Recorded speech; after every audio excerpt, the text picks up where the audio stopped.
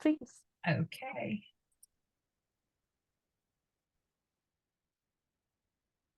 Let's see, this should work. Oh no, okay.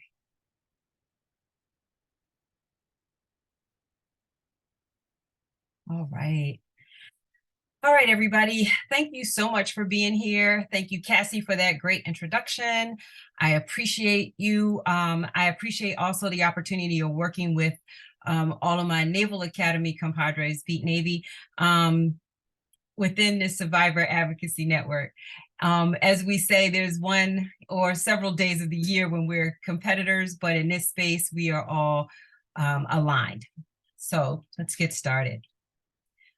We're going to talk about talk therapy, psychotherapy, how to make it work for you in this space. We had a little introduction. I'm going to introduce myself again, and then we're going to talk about what our expectations and goals are in this space. We're going to talk about what is talk therapy, who's qualified to provide it, the types of talk therapy you could experience, how and where to find a therapist, getting the most out of your therapy experience, and also what if it's just not working? Just things that we can do there.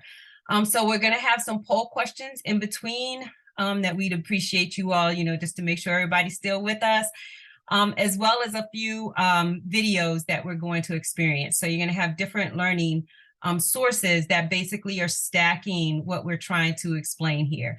And for those of you who have been in therapy before, and this may feel a little basic, understand what we are trying to do here is basically make this a safe space so that people understand that you can do this and do something else. So we just want to ensure that it's a safe space and people understand that there are different ways that you can approach the therapy experience and how you can get the most out of it, especially as a sexual assault survivor. So who am I? As Cassie stated, I am the West Point class of 1984. One of my classmates, Suzanne Hickey, she gave each one of us in our class one of these cute little, it's a woman, Rizzy the Riveter, but it has, at the bottom of it, she did the research. And so she identified that I am the 311th female graduate of the United States Military Academy, and I am the 12th Black female graduate of the United States Military Academy. So that's kind of my start of my professional career, right? However, I'm a sister, I'm a mother, I'm a wife, I'm a friend, I'm a mama of some pets, I'm a grandmother, traveler, I'm a mentor. I mentor people who are other than military academy grads, and I had the pleasure of doing the commissioning ceremony during COVID for this wonderful young lady who was played tennis at the Naval Academy. And I'm a triathlete. What happened to my screen? Did my screen disappear? It did. I think I'm having some technical issues, so we're gonna keep working with it. It's working now. I'm sharing for you, Beverly. Sharing for me? Okay, cool. Just tell me when to go ahead. Okay, so if you're doing that, so did you take me out of share then, so I know not to touch my screens? All right, so let me make this bigger so I can see it. Yes, I took you out of share. Okay, so you can go to the next slide. You're going to put it in slideshow. There you go. Yeah, it's there. Did it click? Okay, don't worry. All right, so let's go to the next slide. All right. So what is therapy? The definition, the book definition, is that it's a treatment aimed at helping someone, an individual, couple, or group to identify and change emotions, thoughts, and behaviors that are interfering with quality of life. It's administered by a licensed mental health professional with an advanced degree and a license to practice in the state where you reside. Why is this important? Licensure is important because it helps keep the therapist honest. as far as where they can, where they can practice. And it also helps you stay honest with what is available and the services that are available in your particular state. That YouTube link should work. It doesn't. I can.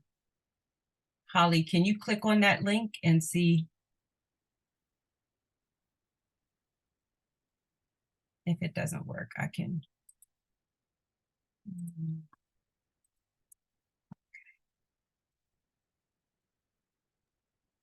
I'm clicking. Don't worry about it. If it's not working, don't worry. I'm not going to stress out about it. Oh, something's happening. It may take a minute. Is that what you wanted? I can't see. Don't worry about it. Just push the poll question. We'll just push the poll question.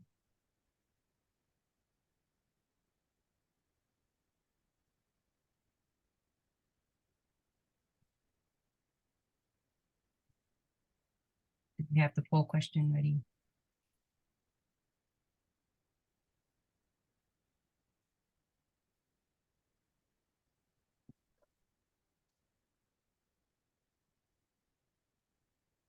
Linda's bringing up the poll. Okay.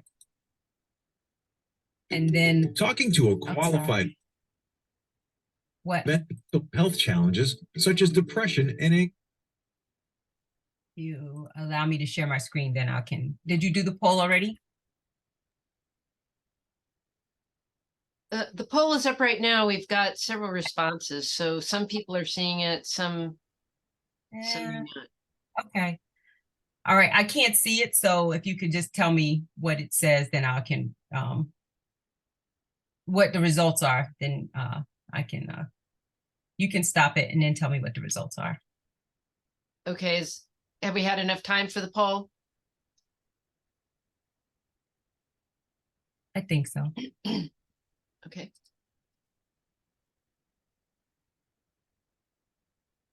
Okay, so the poll was on a scale of 1 to 4, how effective has talk therapy been in helping you to manage your life challenges?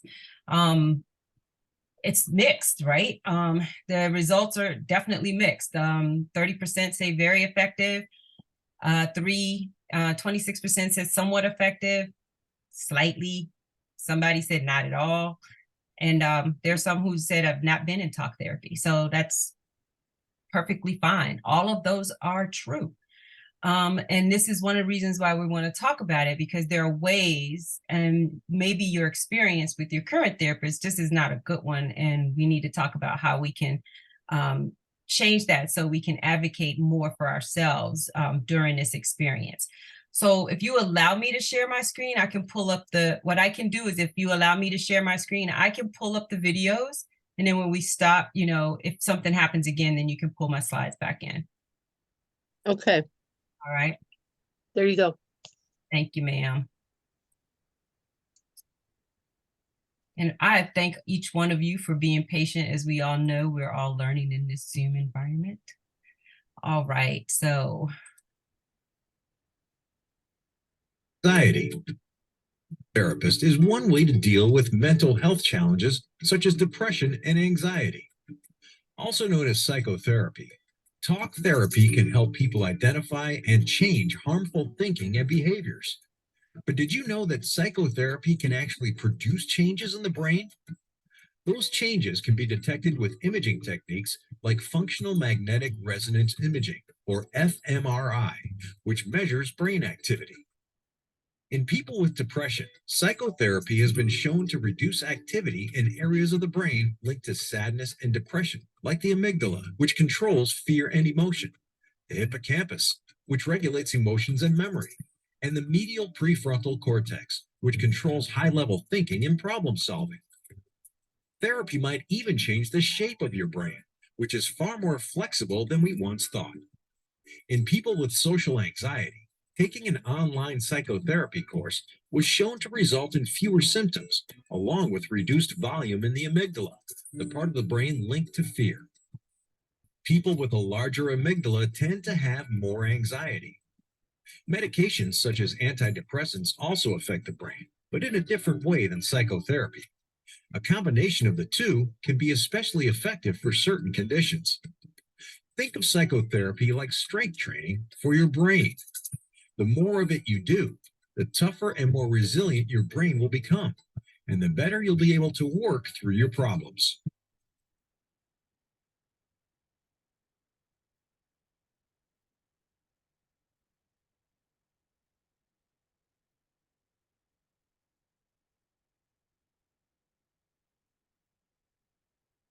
Okay. So one of the things, all right, here we go. All right, so one of the things that we talked about in here in the video was what I like to call the strength training for your brain. So as we continue to work through, sorry, I have a tendency to click too fast. As we continue to work through some of these slides, I want you to just think about how this is potentially something that can be very supportive and very helpful for you. So when we talk about therapists, there are several different types, right? So you have a clinical psychologist and you have psychiatrists. Both of these individuals work in conjunction with mental health professionals, or we call therapists, and they make diagnoses usually for more severe challenges, diagnostic challenges. So if you know someone who says they're schizophrenic or they're bipolar, a lot of the different attention deficit, hyperactivity disorders, some of those, things, those have to be clinically tested, and that the clinical test comes from a psychologist or a psychiatrist. School psychologists are specifically trained to work with school staff in a school setting. However, if you have worked in the public school system recently, you will notice that at most you have a guidance counselor. You may have a school psychologist at the higher level, but within a school, it's usually a guidance counselor. Then you have clinical social workers. Social workers can provide therapy if they have their master's in therapy.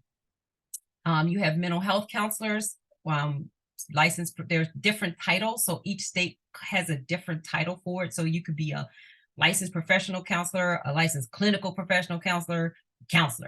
That it just depends on what state you are. The issue is what is the credentialing process. We also have nurse psychotherapists, you have marriage and family therapists, and then you have pastoral counselors. The caution with pastoral counseling is this: your pastor or whoever's on your pastor's staff as the counselor may or may not have therapy training. Now, they may be trained in the religion, but they may not be trained in the therapy. So in the practice of therapy. And so you want to, see if there's something the challenge here is that if there is something that you're struggling with, that you may feel some type of shame around, or maybe it's just not what the teachings of your church are, this is where you may want to step outside of the church to get a therapist. It doesn't mean that your therapist is going to go against your religious beliefs. What you want to do is find out if your therapist is open and if your therapist is willing to understand what you're bringing to the table with regard to your religious belief. And if you have no religious belief, if you identify as atheist, that's fine too, but just let your therapist know so that they know how to work with you, and so that your therapist is not offensive or says something that may be offensive to you in the context of the therapy space. I have an asterisk here for life coaches. Life coaches, executive coaches, period. Many do not have mental health training, and therefore they are not equipped to diagnose or treat mental health conditions. Your coach is there to help you to identify goals and things you want to achieve. And it may feel similar to counseling, but it's not counseling. The counselor tries to get you to dig a little deeper to find out where that resistance is coming from, whereas your coach may work on you on the resistance, but they may not dig deeper. So if that it may or may not make sense, but if you have any questions, just let me know. So then we have different types of therapy. So the type of therapy that I practice is called cognitive behavior therapy. Majority of clinical counselors utilize this. Basically what it is it's talk therapy. We're going to talk about what's going on. The goal is to try to get you to think differently about your situation. You may think that your situation is A plus B and it's C all day, but it could be A, B, D, E, and then it can be something else. So what we want to do is get your brain to think differently. Dialectical behavior therapy is really something that is also utilized in the clinical room, but it's usually used for clients who have more severe mental health disorders, or people who might be on a spectrum or borderline have a personality disorder, or they are just really in a major depressive state. And the dialectical behavior therapy is more structured and organized to help them to kind of structure their thoughts to get back to a point where they can then go back into a talk therapy type of situation. Eye movement desensitization and reprocessing. This is a specialty. This is a specialty that once a therapist has this particular specialty under their belt, this is a major therapy process used with people who have experienced severe trauma. And it is basically working with utilizing your eyes and how we basically see things. But this is not my specialty area. However, I have experienced it, and it did help alleviate some of my trauma. We also have exposure therapy. This is usually, exposure therapy is like if you have someone who is has a fear of flying or fear of leaving their home or any type of fear of something. It's basically how do we slowly expose them so that they can get to changing, working with the fear or sometime and getting past it. Then there's interpersonal therapy, mindfulness-based cognitive therapy. An example of this mindfulness-based therapy is one of the things I use with some of my clients is I'll ask them to take a walk.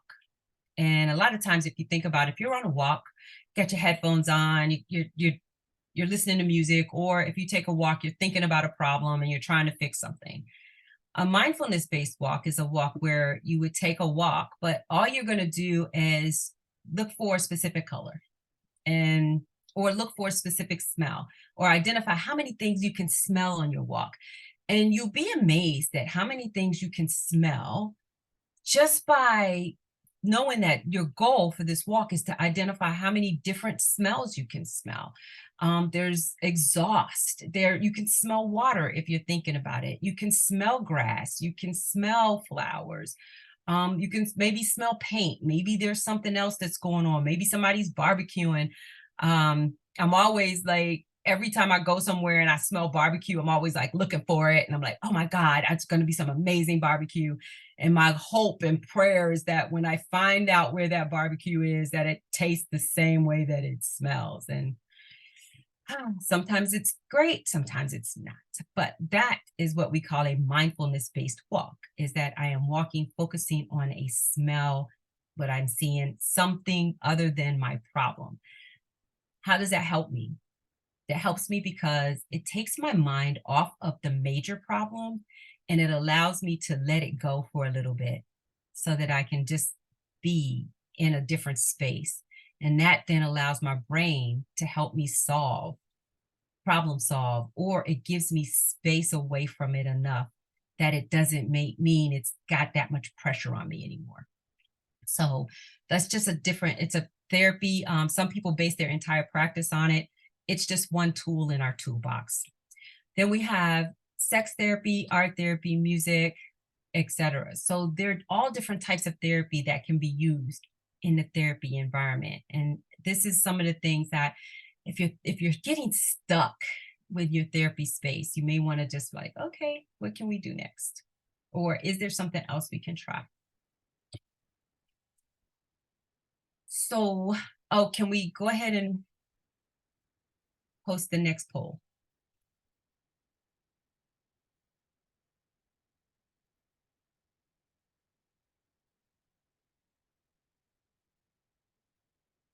you can see the poll, you can respond.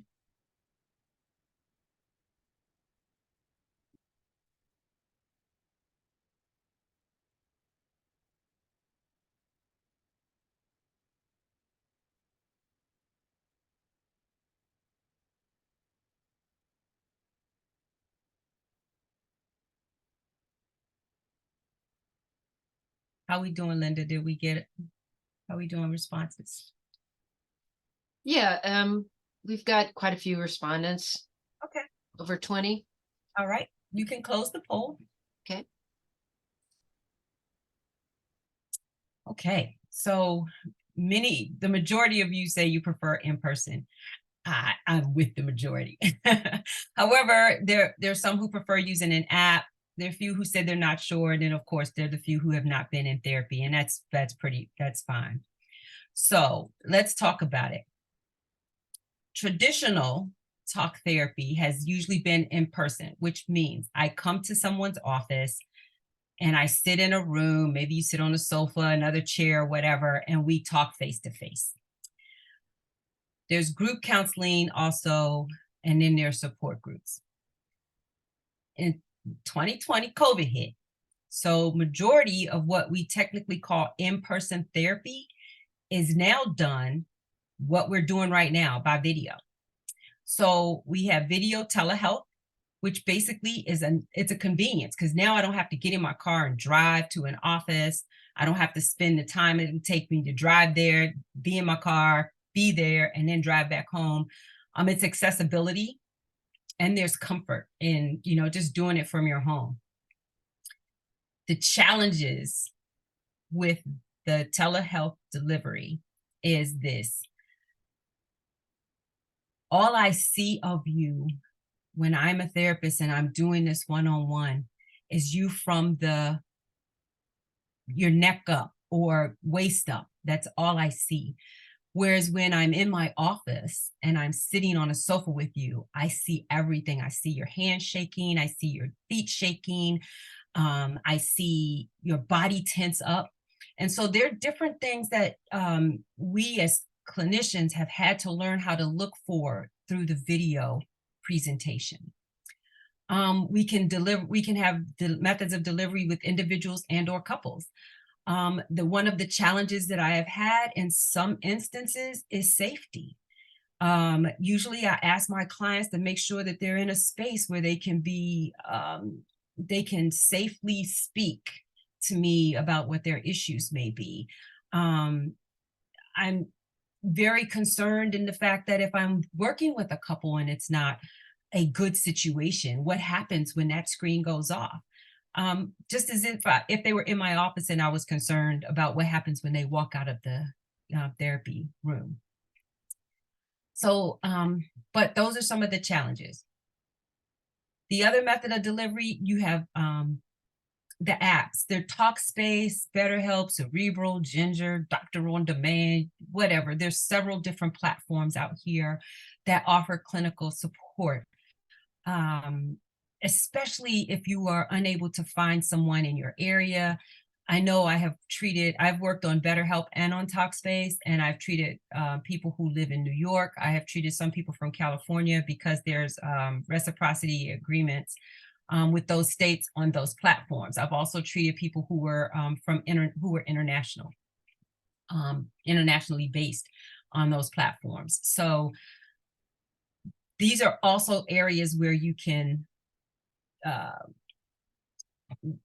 be seen, and the person who you're talking to is a real therapist. So that's, those are the things. As far as the apps are concerned, now we have ChatGPT. You type something in ChatGPT and it'll give you some answers. I'm not sure you're getting the answer that you may want, and there is no one there who's kind of helping you to walk through that. So that may be an issue.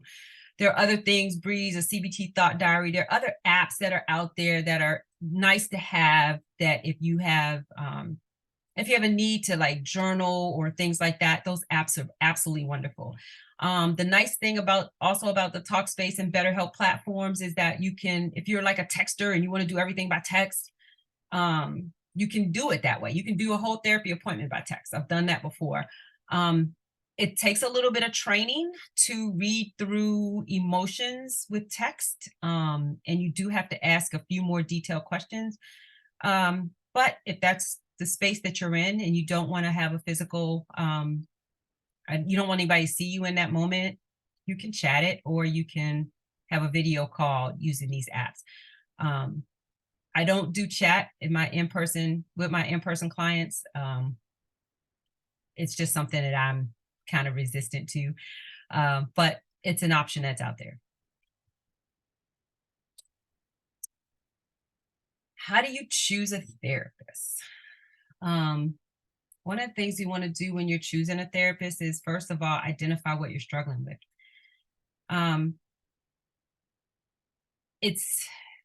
It's easier for the therapist if you kind of have some idea what's going on, but you don't have to be able to pinpoint it. You can just call someone, and if you're identify, look, I'm struggling. I've been depressed. I'm not able to get out of bed. We can work with you and figure it out. But if you have things like alcoholism or sexual trauma, if you're dealing with grief, you may want to work with someone who is comfortable in those areas. Not everyone is comfortable dealing with someone who has an alcohol issue. Not every therapist is comfortable talking about sex or sex trauma. And not every therapist is comfortable working with grief.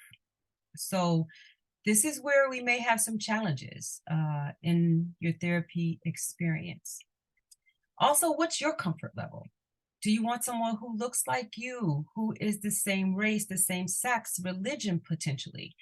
What I caution people on is that sometimes, because when I first started this, I was like, how is this single girl who's only 20-something years old going to help me through a marriage challenge, right? Never been married. How are you going to help me?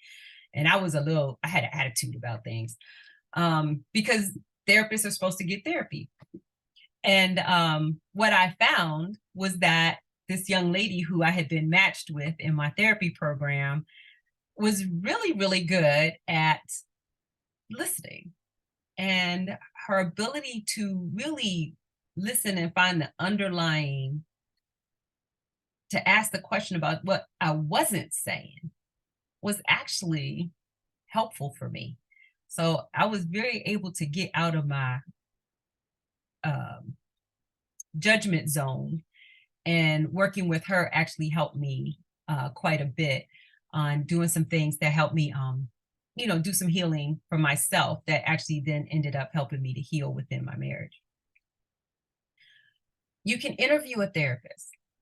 I'm going to show you guys a video, but in the video, it shows you like going to the therapy office and just getting your thing out. Now you can call and ask for a 15-minute interview. You can ask the therapist if you have 15 minutes to talk to them. And while 15 minutes may not sound like a lot, it may be enough to make you feel like, you know what, I think I could work with this person, or at least give them a shot. The challenge when you're working with sexual trauma or healing, trying to get some healing from sexual assault, is many of us do not want to repeat this story. And so that could be the challenge in all of that. So sometimes an interview is worthwhile. Cost. There are some therapists who will not accept insurance. There's some insurances who do not give you the opportunity to see outside of your insurance to see a therapist. And you may have to be put on a major wait list, and then you're paying out of pocket. Out of pocket costs can be astronomical. Work with your clinician. Many times we will work with clients who, they're like, I can't afford it. I really want to work with you, but I just can't afford it.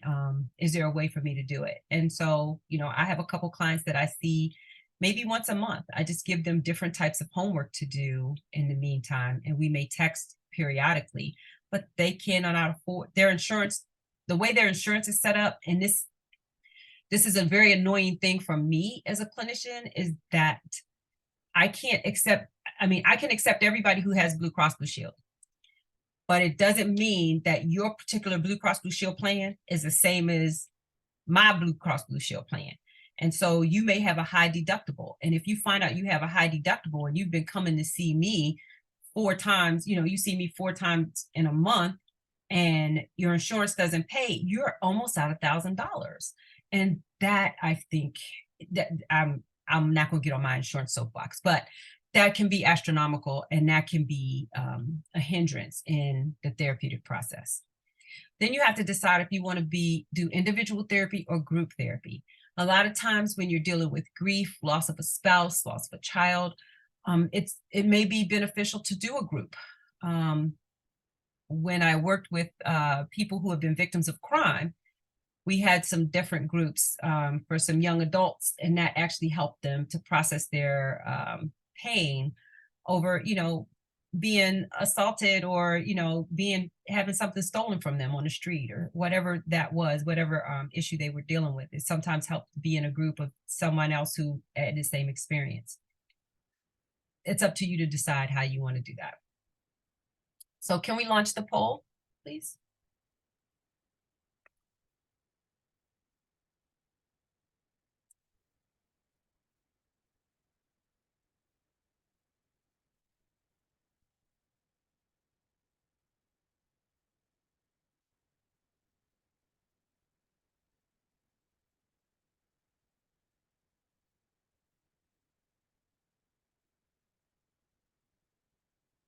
Okay, we can close the poll. Okay, so the majority of you stated that other issues were more challenging than insurance. I respect that. I get it. Then you know, those who have found a therapist didn't find it challenging at all, and then some found it very challenging. So, like I said, everybody has their own experience. We just want to make sure that, you know, we're here to be helpful. So where do you find a therapist? The easiest way to find a therapist right now is, especially someone, many of us advertise on Psychology Today and psychologytoday.com. The reason why I like it is because you can narrow your therapist down. You can put your insurance in there. You can put the sex of the therapist, the race of the therapist. You can put religion in there. You can put, you know, if you want somebody who's LGBTQ plus, that you can put that in there. You can put down what your issue is, like if it's alcoholism, if it's you need sex therapy, if it's whatever you're dealing with, you can narrow it so much that Psychology Today will then produce a list in your state of clinicians who you can then reach out to say, okay, you know, I am dealing with X and I would like to, you know, make an appointment. Now, what I will say to you, don't be turned off when they are like, people say, I have a wait list. I have a wait list. However, my wait list opened up because I've had some clients who've worked out their system issues, and they're no longer, you know, on my regular calendar. I may see them once a month, once every 2 months, or whatever. However, and because I just don't accept new clients in August. So because I don't accept new clients in August, I had a wait list. So now my wait list is opened up and I have been able to accept new clients for September. So don't be turned off if someone says they have a wait list. If that is somebody that you really want to work with, let them know, and, you know, we will get back to you. Just don't, you know, sometimes you may have to press. Like I had one couple who were like, is the wait list back open yet? And so it's like, actually it's open today. And so, you know, I was able to get them scheduled. Get the recommendation from a trusted friend or a colleague. If you are comfortable, you don't have to share why you need a therapist, but you can say, hey, you know, maybe you've heard somebody say that they have a therapist. Maybe you've heard somebody say they know somebody who's a therapist. You can always ask this question. Or you say it like this: I have a friend who's looking for a therapist. Would you know somebody? You don't have to tell me it's you. You don't have, you know, I have a friend, you know, or, you know, I have a colleague, or I heard somebody say they need a therapist, or I overheard you talking about your therapist. Tell me what you like about them. Would you recommend them to someone? There are different ways that you can request information from someone without disclosing it. You want that information from yourself, for yourself.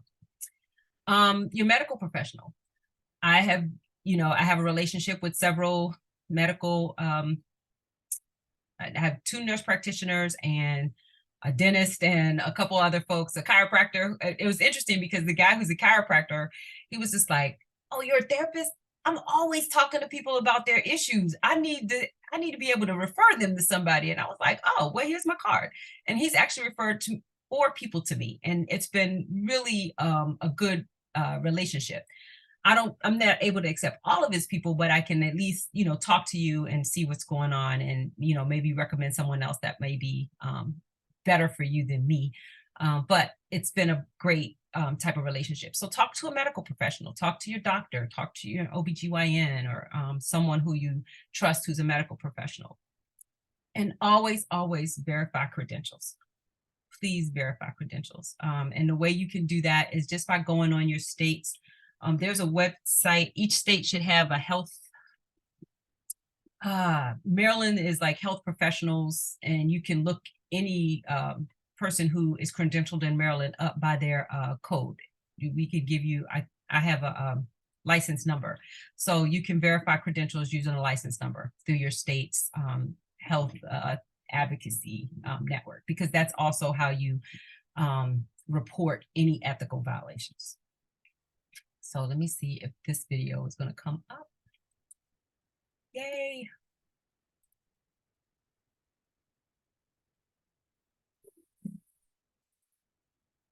No, you didn't.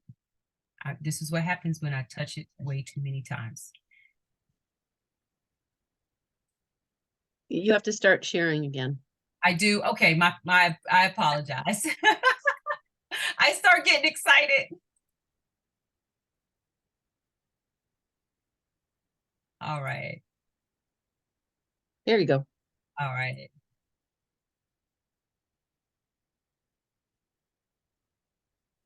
Okay. Let's see if it will. It's gonna work.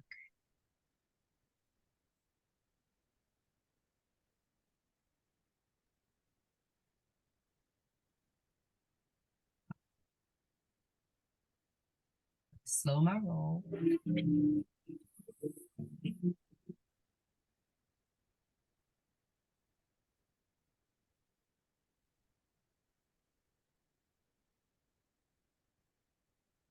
Hi, I'd like to make an appointment. Okay. Are you a new client? Yes, I've never done this before. Okay, that's not a problem. I'm glad you called. I have a cancellation on Monday at 3 p.m. Does that work for you? Yes, that works for me. Great. We'll see you then.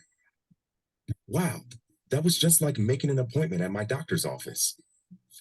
Hi, I'm here for my appointment with Claire. Welcome. Since you're new, could you fill out this new client packet? When you finish, bring it back to me and I'll take you back to meet your therapist. All right, thank you.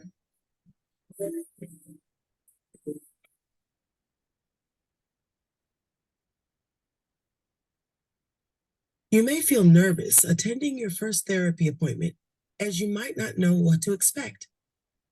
Here is some information that may help you as you start therapy. Psychotherapy or talk therapy can help you deal with thoughts, emotions, and behaviors. It can be used to address a variety of events, such as life changes, conflict, or struggling to meet goals. There are many types of psychotherapies used today. Your therapist will work with you to assess which method will work best for your situation. Just like doctors, mental health professionals have different credentials and specialized training. Oftentimes, the term therapist can be a general term for any certified mental health professional. Don't be afraid to ask your therapist about their background and experience. As a psychologist, I'm able to evaluate, diagnose, and provide specialized therapy. As a licensed clinical social worker, I assess and provide psychotherapy to clients with an emphasis on community and environmental factors. As a counselor, I provide counseling services to individuals, couples, and families. Hi, Kamal. Since this is our first session, can you just tell me about yourself and what you would like to get out of therapy? The first session will be for you and your therapist to get to know each other. They may ask you about your background and struggles, which can help develop a treatment plan. Throughout the process, the therapist will work with you to explore challenges, discover alternative ways of thinking, behaving, and managing your emotions. In this stage, they may use role play or assigned homework, like reading or practicing new skills, to help you discover new insights. They may also teach you how to monitor your treatment goals on your road to recovery. As you progress in each session, you can work with your therapist to determine the timing of future sessions. You can still have periodic checkups, just as you would with a medical doctor, to maintain your progress. Here are some tips to get the most out of psychotherapy. Approach psychotherapy like a partnership. Psychotherapy is an act of collaboration, and you must do your part to see results. Help set your own treatment goals and stick to a timeline to keep you on track. Share your feedback. If a particular session didn't seem to go well, talk it through with your therapist so the necessary changes can be made. Changing your behavior can be difficult and you will need to practice your new skills. It's worth it to become better at handling your thoughts and behaviors in the future. After my first session, my therapist and I decided that cognitive behavioral therapy would be best to help with my stress. We've planned for 10 sessions, but that may change depending on my treatment progress. I was really nervous before starting therapy, but now I can see the progress I am making. Psychotherapy has really helped me work toward my goals, and it continues to teach me new skills to approach how I handle the changes in my life.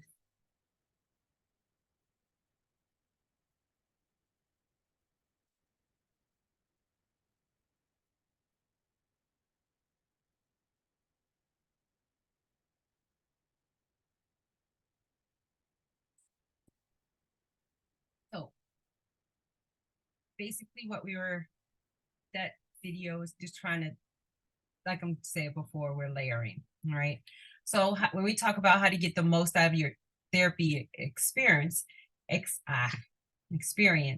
one of the first questions that you may, you want to identify why you're seeking therapy, and what we call is the miracle question. So that might be the first question that, what happened?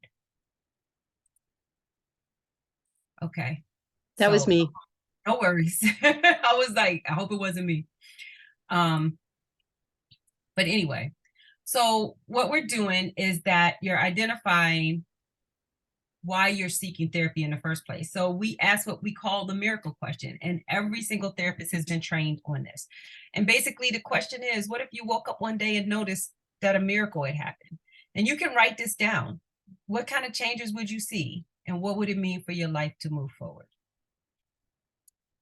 Actively engaged within the therapy. There may be days that you have scheduled a therapy appointment and you're like, I don't even know what I'm going to talk about today. We just ask that you come ready just to be open to be in the therapeutic space. Apply insights and strategy in your everyday life. So whatever you talk to your therapist about, there should be something that you leave your therapy session with that you can start incorporating within your everyday that's going on. Manage the expectations based on your diagnosis. As you work with your clinician, we have an initial diagnosis and you start with a treatment plan. I always check in with my clients about every 3 to 4 sessions, like, okay, these are some things that you said you wanted to work on. Are we still tracking? You want to get agreement on what goals in the work that you're doing, and explore the thoughts and feelings, but also give yourself time to heal. I think at the beginning when I was introducing and I was showing you all those pictures of all the things that I say that who I am, and all the pictures, this is what happens, when you do social media. When you posting pictures and you're posting on social media, all you're posting is your good stuff, right? What I didn't share with you guys is that I am a sexual assault survivor. But it took me 20 plus years to, number one, really recognize that that's really what it was. And number two, to own it, to be able to explore my thoughts and feelings. And I will, share with you that the hardest thing for me to do was being vulnerable enough in this space, but it was almost a forced kind of thing. So if you can imagine, I had been working with a therapist, on and off.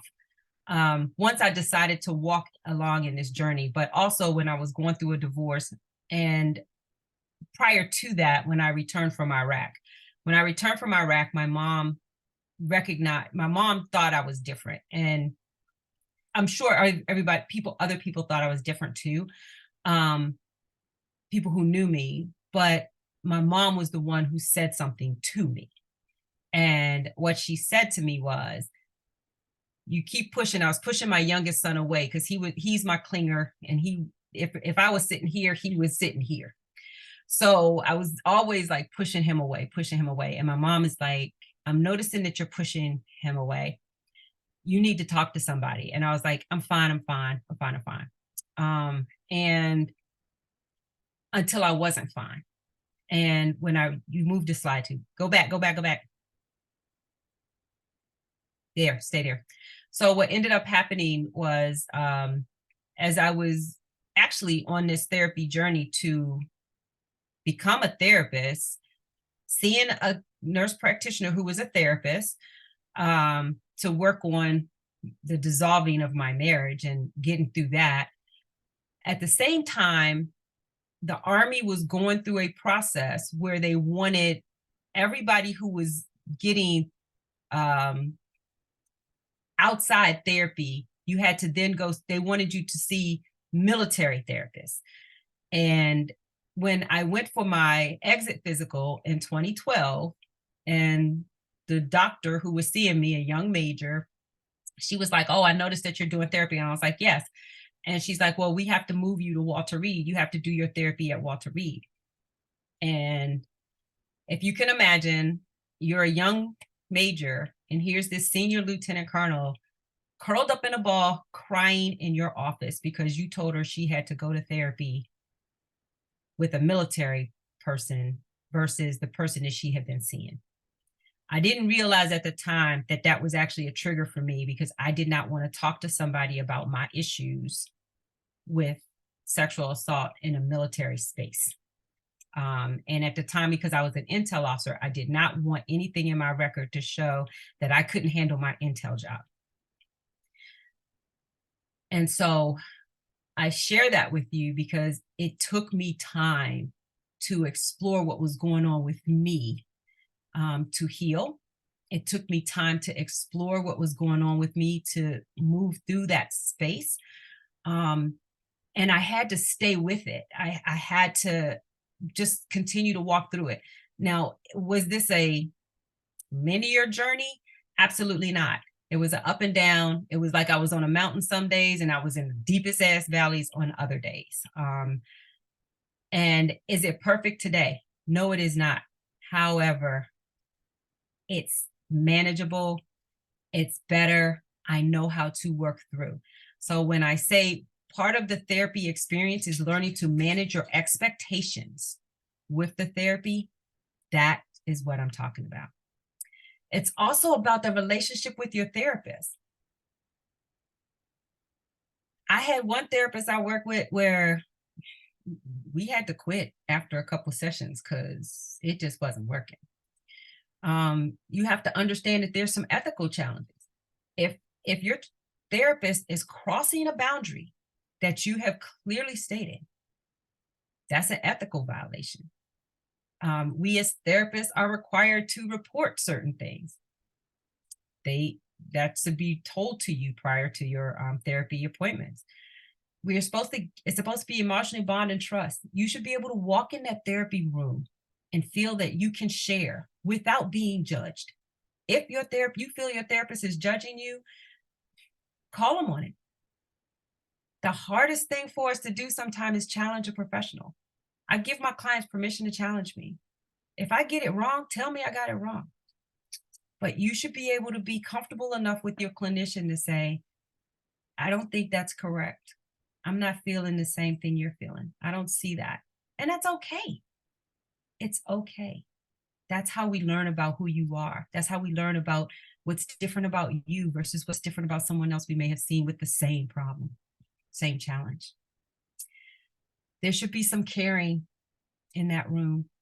There should be a lot of respect and some empathy in that room. And it should also be a non-judgmental space.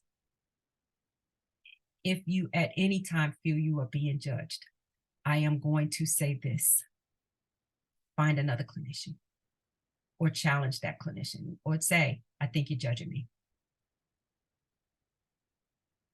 There are times when I have some of my young clients, I'll tell them, if my face does a certain thing, call me on it. I'm judging. There's sometimes I can't help myself. I've been working with you for several months, and then you take a step back, and then so there's a part of me that, because I care, I'm like, what are you doing? What's going on here? So I may challenge you on that. But if you feel that you are being treated in a way that is making you feel, it's making you feel less than. Because there's some days you're going to walk out of therapy and it's not going to be good. You're going to walk out and be like, why the hell am I even paying this chick money? Because it's just not working for me. But in those instances, that's why I said you should be able to challenge. That didn't work for me the last time. That homework you gave me did not work. I left here the last time from this therapy session still angry. I left here feeling like you didn't do anything for me. Let's talk about it. I'm open to that. If your therapist is not open to talking about how you feel, we need to find somebody else for you. Next slide. There it is. Okay. What if it's not working? Is it me? Let's ask that question first. Is it me? It could be me. It could be me not being open, not sharing, not giving you what I really need, judging you as my clinician. Are you able to do this? And it's hard for therapists to get therapy because we judging everybody. You know, you ask me the right questions? Did you ask me this question? So it can be difficult. You can ask a therapist, maybe there's a need, we need to change the approach or the technique. Maybe I'm using a mindfulness thing on you and you're looking at me like, what the hell? I'm not a mindful chick. That's not gonna work for me. Manage your expectations. A lot of times I'll start with clients and I'll say, hey, you know, what we ask is that you give us 3 months. Sometimes clients are like, 3 months, that's a long time. Well, if I see you once a week, that's 12 sessions. That's 12 hours. Is 12 hours really long enough to work on something that you've been dealing with for 20 years, for your whole life? So let's manage your expectation. Lifestyle changes. Are you going through some things in your life? Are you, I work with a lot of kids who are, going to college. This is their first time. I have a couple kids who are on the autism spectrum who are brilliant, but now this is the first time they're leaving home to go to college. We have to work on what those lifestyle changes look like. Are you doing the homework? Is the homework the therapist is giving you, is it good for you? Is it not good for you? Is the therapist not giving you homework? Let's talk about those things. Maybe you need to find a new therapist, get a clearer diagnosis, or specify, what treatment goals. A lot of times, I'll have someone say, well, I didn't talk about treatment goals with my other clinician. Okay. I like to talk about treatment goals. I like to know that whatever's working is working. Whatever's not working is not working. Do we need to try something else? If you have a religious issue, if you have a non-religion issue, if you have somebody who's like overly religious and it's like, oh, I'm gonna pray for you. And you're like, I already told you I was an atheist. Why are you praying for me? Those types of things. And again, the cost, it just may be cost prohibitive for you. If it is cost prohibitive, there are other things that can be done that can help you to get through those types of things. I've had clients that I've had to let go. I've had a client who I had to let go because they put me in an unethical situation. And so I had to, politely say, I can no longer treat you, because I didn't feel comfortable, number one, and I felt that the particular situation the client had put me in was going to put my license at risk. There have been clients who've told me they've ended therapy for, I don't know why they ended it. It's like, I choose not to do therapy anymore. Okay. A lot of times I work with my clients to figure out, okay, why are we in this space? Where are we going? If you're ready to end, let's just talk about what you've done well and where, I believe you still need to do work. But if you think you're great, then hey, we're going to, keep it moving. So what I'm saying here is that I want you to give yourself permission that if that therapy relationship that you're in, if you're in one, is not working, give yourself permission to find someone that will work with you. And it's okay. My feelings don't get hurt. I recognize that I'm not for everybody, and that's okay too. So next slide. So can we just launch the poll question here? When you're ready for the video, Cassie will play the video for you. Okay, so I want to just be cognizant of time. I know we're like at 8:05. Are there any questions? But before we start the video, because the video is about 10 minutes, and people can watch it on their own if they want. But I would like for people to have, if they have any questions that, or if there are any questions in the chat, because I can't see it. The link to the TED Talk is also in the chat for anyone that wants to watch it on their own.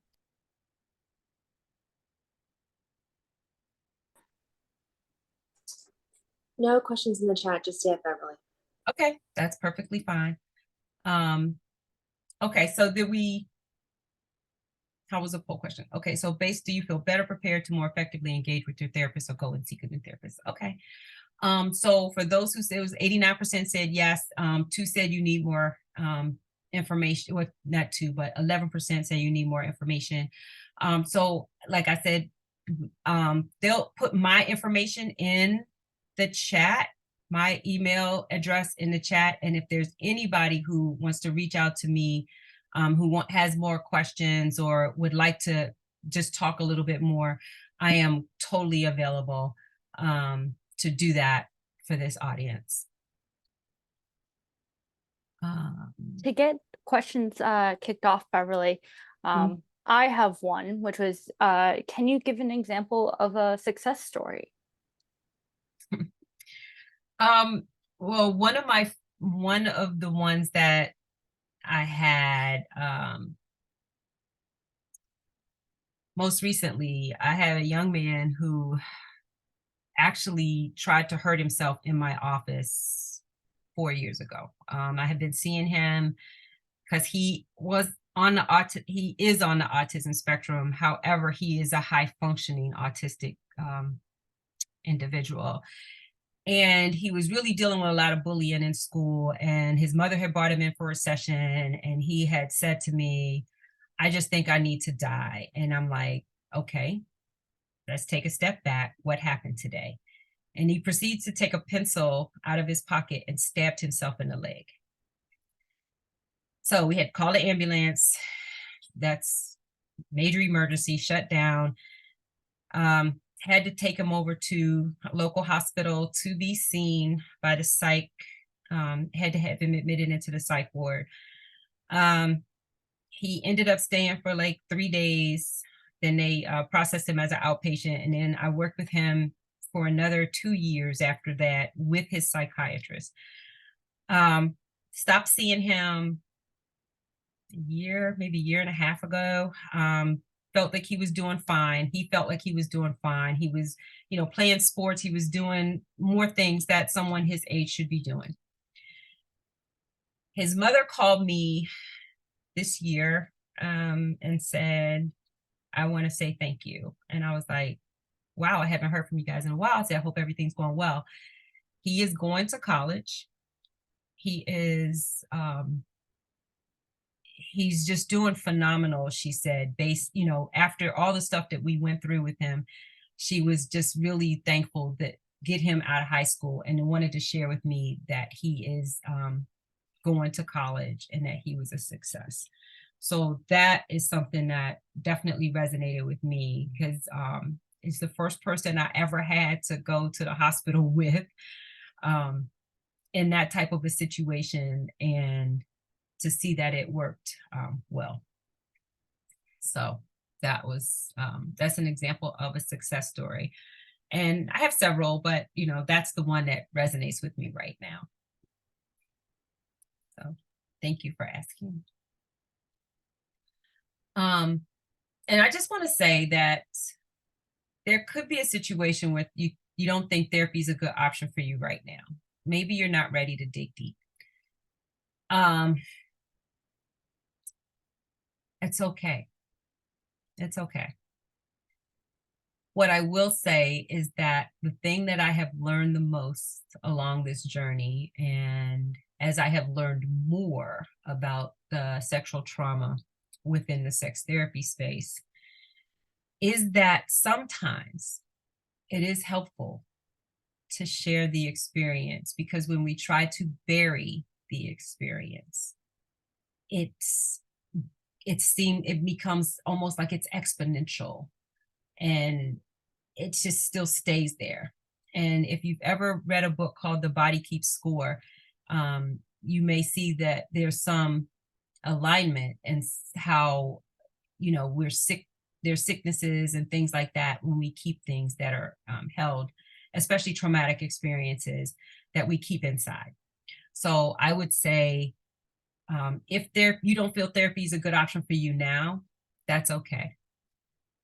But if you at some point in time do feel that you want to talk about it, or that there's something that you want to do, work with someone who is experienced with sexual trauma, because then you'll have someone who has some empathy.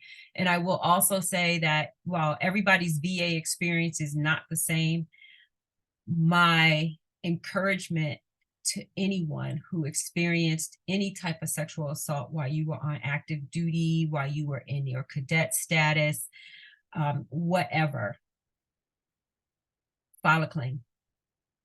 It may be difficult. You are going to have to share your story with a medical clinician. However, file that claim. And if you think that you're not sure about how to do it, reach out to someone who may have done it before. Reach out to me. I filed a claim, and I'm at pretty much 80% PTSD disability because of it. So I want to encourage you to reach out, and if that is something that has happened to you, or someone. But also, like I said before, I am available. I'm going to encourage everybody to watch Emily's TED Talk, because it's a little bit of experience about just, why she thought that she should go to therapy and why we all should try it. So that's all I have for today. And I just want to say thank you to each one of you for being here, and just for your presence, and for just being the unicorns that you are. So thank you. Hey, from the chat, we've got a question. What is the benefit of filing a claim for sexual assault? You could potentially, when you file a claim, you could potentially get payment or treatment. You could potentially get treatment by the VA, which gives you access to clinicians. It's not perfect. Let me be very clear. It is not a perfect system. And you can get, you can get a VA disability claim. You can have a disability thing that you're getting a disability payment, and, based on whatever issue that you may have, it may be $100, it may be $1,000. I don't know. But that is the benefit of filing a VA claim, is that you could potentially get paid for your trauma, or you can get seen and get help within the VA. And that way, if you're struggling with paying a clinician, then you can, you file a claim and they say, okay, yes, you can get seen at the VA, then you go to the VA for treatment. One more question from the chat. I'm going to read it word for word. Thank you, Beverly. This has been very insightful. Amazing talk. Is crying a good outcome of therapy? My first therapy, every call led to tears. I believe it was cathartic, but it was tough. A lot of digging and uncovering self-revelation. What are your thoughts on some people being more sensitive to others? Any thoughts? I was crying on the plane yesterday after reading a book. I think crying is good if it is good for you. If you're not a crier, you're not a crier. But if you're a crier and you're crying in therapy, do what you need to do to get that. Some people need to yell in therapy. Some people need to scream. And the room should be available for you to do that. But don't feel ashamed of your tears. If it's cathartic and it's helping, let them flow. It's when you try to hold it in, because what ends up happening is, I don't want to be seen as weak because I'm crying. Because that's what we're taught at the academy, right? Oh, you crying, you're weak. Oh, you're this, you're weak. Or you're that. You don't deserve. You're not a good leader. People don't do this. Well, yes, they do. Yes, they do. And so if your therapy room is a safe enough space for you to feel you can let go and cry, do what you need to do. Every therapist should have a box of tissues at ready.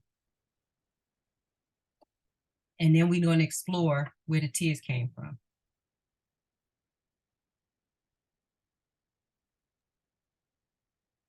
All right, Beverly, I have another question for you, which is, how can therapy assist in improving my communication skills? Sometimes we have to learn how we approach things. I'm a very direct kind of person, and I will say this. Therapy helped me see where my husband, I'm just very direct, and I'm like, well, okay, well, what's wrong with X, Y, and Z? But he was receiving it as an attack. And so sometimes with the therapy space, having somebody else in the room to help you walk through some challenges that you may be having is one way to, help you see how you're communicating, and help you see that maybe you could say it differently. It's one thing that I'm working on now is how I approach a couple of my relatives who are irritating me in the moment. And so what I'm working on is how, and the irritation is that, of course you get mad because they're not doing what you think they should be doing. And so no matter what I say, they're still doing the same thing. So my therapist is working with me on my approach. And so helping me to see that it's not about me, it's about, helping them, allowing them, let me say that, to do the thing that they're going to do and understanding why it's upsetting to me so much. So that's how communication therapy can help you to improve your communication, because sometimes we just want it to be the way we want it to be. And my therapist is helping me understand that it's not always about what I want. And, how do I go about approaching it that way? And how do I not hold a grudge against the person who I think should be doing something different, but allowing them to be who they are, as long as it's not hurting them. So. Thank you. All right. Thank you, Beverly. We have time for a few more questions. Please put them in the chat or raise your hand to be called on. If we don't see anything pop up shortly, we will wrap up the event. Oh, Jackie has a question. Jackie. Sorry if we're going to end it. I feel like when I have an appointment, it's always a good day. And then I never know what to talk about. And then we end up just kind of staring and doing the small talk. I try and write notes on my phone on the bad days just for content to bring up, but do you have any ideas to help that situation? Yeah, I think, writing the thoughts down. Thank you for that question, Jackie. Writing your thoughts down is definitely a way to help because you're bringing something in. You may have forgotten it, right? Because yes, you're having a great day, but you forgot about this other thing that happened that you want to process. So I do encourage my clients to kind of keep a journal of things that they want to work on in therapy. However, if you came to my therapy practice and you were like, oh, I can't remember, everything's great, then I'll go through your treatment plan. And I'm like, okay, well, we said we were going to start working on X, Y, and Z. So let's talk about X. During our last session, you had mentioned this. How is that going? And I bring up your treatment goals because then I'm like, okay, well, do we need to talk? Is there something else that we need to work on? Or is there something else that we need to adjust? Is this over? Are you solved or whatever? So if it feels like it's dead space, there's some clinicians who believe you're going to come up with your own question to ask or whatever. I'm just like, okay, you don't have anything to talk about. Let's go back to the treatment goals. So that's just one way of doing it. But I do think that what you're doing right now by keep taking your notes is important. Just take your notes with you to therapy. Awesome. Thanks, Beverly. Thank you.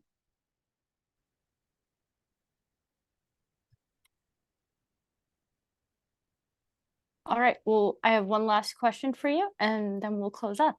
Are there any situations where therapy may not be the best option? I would say if you are